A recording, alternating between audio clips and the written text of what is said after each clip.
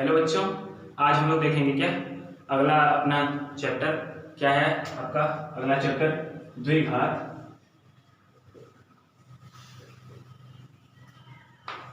समीकरण। ठीक है, क्या है? द्विघात समीकरण। ठीक है, द्विघात समीकरण का मतलब क्या हो गया? इसको अगर अंग्रेजी में बोले तो क्या बोलते हैं? Quadratic equation. ठीक, तो इसको जानने से पहले हम एक चीज देखेंगे। क्या एक टर्म होता है सर्व समीका, ठीक है, और एक होता है आपका समीकरण। ठीक है, दो तरह के टर्म होते हैं ये, समीकरण और सर्व समीका। ठीक है, समीकरण में क्या होता है? समीकरण इक्वेशन में क्या होता है? इक्वालिटी की साइन होती है। क्या होता है? बराबर का चिन्ह होता है। ठीक, दायां पक्ष और बायां पक्ष क्या होता है? इसमें बराबर होता है। जैसे हम कुछ लिखें, कोई भी संबंध लिखें, जैसे x धन 1 बराबर 5। ठीक है, हमने लिख दिया x धन 1 बराबर 5, तो हम इसको बोलेंगे क्या है? ये समीकरण है। क्यों?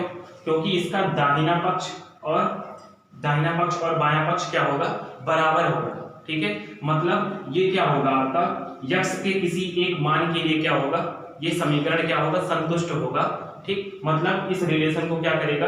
प्रूव करेगा। मतलब अगर यहाँ पे हम देखें तो हम 1 में क्या ऐड कर दें कि 5 आ जाए, तो क्या ऐड कर दें? 4 ऐड कर दें तो क्या आ जाएगा? 5 आ जाएगा। मतलब x इक्वल टू 4, x बराबर 4 पर ये मान क्या है? ठीक, इस समीकरण को क्या करता है? संतुष्ट करता है। इसी तरीके से अगर हम लिख दें x स्क्वायर धन 1 बराबर 5। ठीक है, अब यहाँ पे अगर हम मान की बात करें, इसको अगर हल करेंगे तो हो जाएगा x स्क्वायर बराबर 5 ऋण 1 हो जाएगा 4 x स्क्वायर, x बराबर हो जाएगा अंडर रूट में 4 आ जाएगा प्लस माइनस 2। ठीक, मतलब क्या हो गया कि x की जो वैल्यू है आपकी, x की जो वैल्यू है क्या है? प्लस माइनस 2 आ रही है। मतलब कि या तो x का मान क्या हो सकता है? प्लस 2 हो सकता है, और या तो x का मान क्या हो सकता है? माइनस 2 हो सकता है। दोनों में से कुछ भी हो सकता है। ठीक है, तो या तो x बराबर क्या होगा? प्लस 2 या तो माइनस 2। मतलब x के दो मान के लिए ये समीकरण क्या कर रहा है? एक दूसरे को ठीक क्या कर रहा है? बराबर कर दे रहा है। दायां पक्ष बराबर क्या हो जा रहा है? बायां पक्ष। तो x के इस दो मान के लिए ये क्या होगा? समीकरण सही होगा। ठीक है, तो समीकरण क्या होता है? समीकरण x के किसी सीमित मान के लिए क्या होता है? सही होता है। केवल क्या होता है? x के किसी सीमित मान के लिए। मतलब सीमित का मतलब, मेरे कहने का मतलब क्या हो गया कि अगर वो एक घात का समीकरण है, ठीक, अगर वो एक घात का समीकरण है तो x के एक मान पे क्या होगा? समीकरण को संतुष्ट करेगा। अगर वो दो घात का समीकरण है तो दो मान पर क्या करेगा? समीकरण को संतुष्ट करेगा। और अगर तीन घात का समीकरण है तो क्या करेगा? तीन मान पर संतुष्ट करेगा। ठीक, जैसे x cube minus 1 x cube 2x square plus 5 equal to 0। ये आपका क्या हो गया? तीन घात का समीकरण। त्रिघात का समीकरण होने का मतलब कि x के तीन मान के लिए क्या होगा? ये समीकरण को संतुष्ट करेगा। तो ये तो हो गया आपका समीकरण की बात। लेकिन अगर हम सर्वसमीका की बात करें, ठीक, आइडेंटिटी की अगर बात करें हम, ठीक, तो ये क्या होता है? x के सभी मानों के लिए क्या होता है? संतुष्ट होता है। जैसे या मैं बोलूं कि उस समीकरण में, ठीक, या उस सर्वसमीका में क्या होता है? वो उस चर के सभी मानों के लिए क्या होता है? संतुष्ट होता है। जैसे आपने पढ़ा होगा सर्वसमीका a प्लस बी का होल स्क्वायर। ठीक, a प्लस बी का होल स्क्वायर का मतलब क्या हो गया? a square plus 2ab plus B square. अब आप a और b की जगह पे कोई भी मान रख लो, ऋणात्मक, धनात्मक, भिन्न में, ठीक है, कुछ भी आपको रखना है आप रख लो यहाँ पे। ठीक, वो क्या करेगा? सभी मानों के लिए, a और b के सभी मानों के लिए LHS, ठीक, मतलब दायां पक्ष और बायां पक्ष क्या कर देगा? बराबर कर देगा। दोनों पक्ष क्या होंगे? हमेशा बराबर होंगे। ठीक है, तो सर्वसमीका और समीकरण में अंतर क्या हो गया कि सर्वसमीका जो होता है चर के सभी मानों के लिए क्या होता है? सही होता है, और समीकरण चर के कुछ सीमित मान के लिए क्या होता है? सही होता है। ठीक, अब घात के हिसाब से हमको पढ़ना है, तो अगर चर की घात कहीं पे क्या हो? 2 हो, ठीक, अगर कहीं पे चर की अधिकतम घात कितनी हो? 2, तो उसको हम क्या बोलते हैं? द्विघात समीकरण। क्या बोलेंगे उसको? द्विघात समीकरण या क्वाड्रेटिक इक्वेशन। इसका जो जनरल फॉर्म होता है, व्यापक रूप ax square plus bx plus C बराबर क्या होता है 0। ठीक, अब किताब में लिखा होता है कि जहां पे a is not equal to 0, भाई अगर a 0 हो जाएगा तो स्क्वायर वाला पद तो रहेगा ही नहीं उसमें। तो अगर स्क्वायर वाला पद ही नहीं रहेगा तो भाई ये द्विघात समीकरण हुआ कैसे? ठीक है, अगर स्क्वायर वाला पद ही नहीं रहेगा इसमें तो ये द्विघात समीकरण होएगा कैसे? क्योंकि ये वाला टर्म तो 0 हो जाएगा अगर ये a इक्वल टू 0 हो गया। तो इसीलिए क्या बोलते हैं a is not equal to 0 और a, b and c, a, b और c जो होते हैं, ठीक है, वो आपके क्या होते हैं? पूर्णांक होते हैं। क्या होते हैं? पूर्णांक होते हैं, या ऐसे मैं बोल सकता हूं, पूर्णांक ना बोलिए, पूर्णांक नहीं होते, वास्तविक संख्या होती है। क्या होती है? वास्तविक संख्या। ठीक, वास्तविक संख्या का मतलब क्या हो गया? ठीक, वास्तविक संख्या का मतलब क्या हो गया?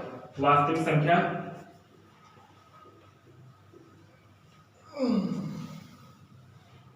वास्तविक संख्या में क्या क्या आ जाएगा आपका? भिन्न, परिमेय संख्या और परिमेय संख्या भी आ जाएगी। फिर परिमेय में आपका पूर्णांक और पूर्ण संख्या, ठीक है, और प्राकृतिक संख्या सब आ जाएगी। ए बी सी क्या होगा यहाँ पे? वास्तविक संख्या होगी। ठीक, अब ये हो गया आपका क्या? व्यापक रूप। ठीक, इसको हम क्या बोलेंगे? द्विघात समीकरण। ठीक है, जहां पे x a क्या होगा? a क्या होगा? x स्क्वायर का गुणांक, a क्या होगा? x स्क्वायर का गुणांक, b क्या होगा? x का गुणांक, ठीक, और c क्या होगा? अचर पद। ठीक है, अब द्विघात समीकरण वाले पार्ट में हमको पढ़ना क्या है? जो मेन बात था, ये तो हो गया आपका इंट्रोडक्शन, ठीक है, परिचय हो गया इसका। ठीक, अब हमको क्या देखना है इसमें मेन चीज, इसको हल करने का तरीका कितना होता है। ठीक, इसको हल करने का तरीका आपने कक्षा 9 में भी पढ़ा होगा। ठीक, कक्षा 9 में भी कुछ चीजें पढ़ी होंगी द्विघात समीकरण से संबंधित। ठीक, लेकिन वहां पे जो हम द्विघात समीकरण पढ़ते थे, ठीक है, उसमें क्या होता था? केवल कौन सा विधि का यूज करते थे हम? गुणनखंड विधि का। कौन सा? गुणनखंड। जो आपने बहुपद में पढ़ा है उसी को कोरिलेट करते हैं, यहाँ पे पहुंचाते हैं, ठीक, दिखाते हैं उसी से मिला करके। तो द्विघात समीकरण में आपने क्या पढ़ा था? 3 तरीके से इसको हल करते हैं अब। ठीक, पहला तरीका क्या होता है? गुणनखंड विधि, गुणनखंड विधि। दूसरा होता है आपका पूर्ण वर्ग बना करके,